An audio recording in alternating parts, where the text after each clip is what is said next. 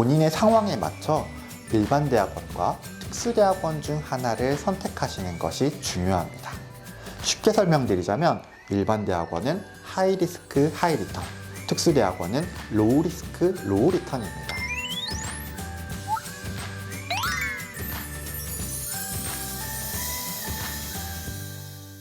오늘은 대학원 선택 가이드라는 주제로 이야기해 보도록 하겠습니다.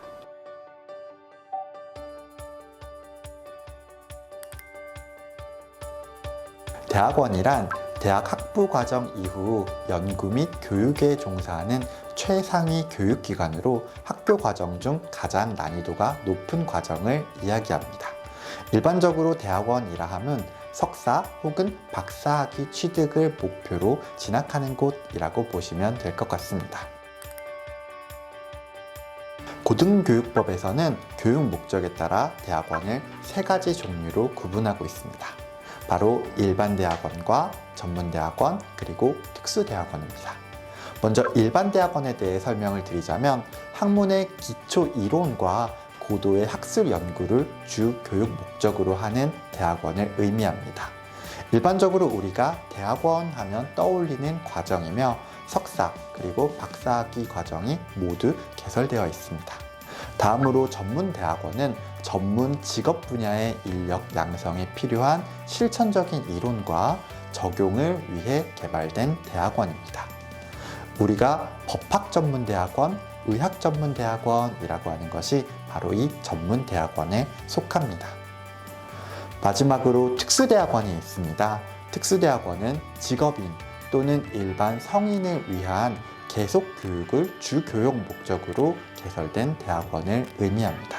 일반 대학원과 달리 야간이나 주말에 수업이 개설되어 있으며 주로 석사학위 과정만 개설되어 있습니다.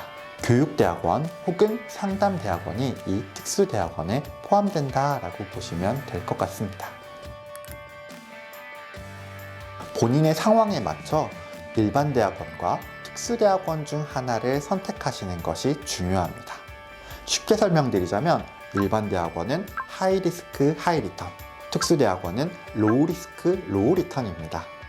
임상 및 상담 심리학 전공이 개설되어 있는 일반 대학원의 경우 경쟁률이 매우 높아 입학이 어려울 뿐만 아니라 수업량이 많다 보니 전업, 풀타임으로 다니실 수 있는 분들께 추천드리고 싶습니다. 반면 교육대학원 혹은 상담심리 전문 대학원과 같이 특수대학원의 경우 상대적으로 경쟁률이 낮고 졸업 논문 대신 시험으로 대체하는 경우도 많기 때문에 상대적으로 수월하게 학위를 받으실 수 있습니다. 따라서 직장인 혹은 다른 업무로 인해 전업으로 대학원에 다니시기 어려운 분들께 추천드립니다. 여기서 중요한 점이 있습니다. 일반 대학원의 석사학위든 특수대학원의 석사학위든 모두 전문 자격증 취득은 가능하다는 것입니다. 대학원마다 전형이 다르므로 맞춤형 준비가 필요하겠지만 일반적으로 중요하게 다뤄지는 것들에 대해 알려드리도록 하겠습니다. 먼저 대학 그리고 대학의 학부 학점입니다.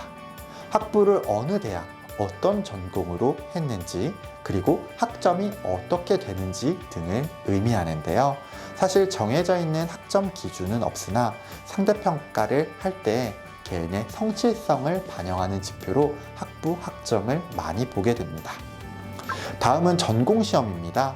심리학 관련 혹은 연구 방법론에 대한 기초 지식을 평가한다라고 보시면 될 것 같고요.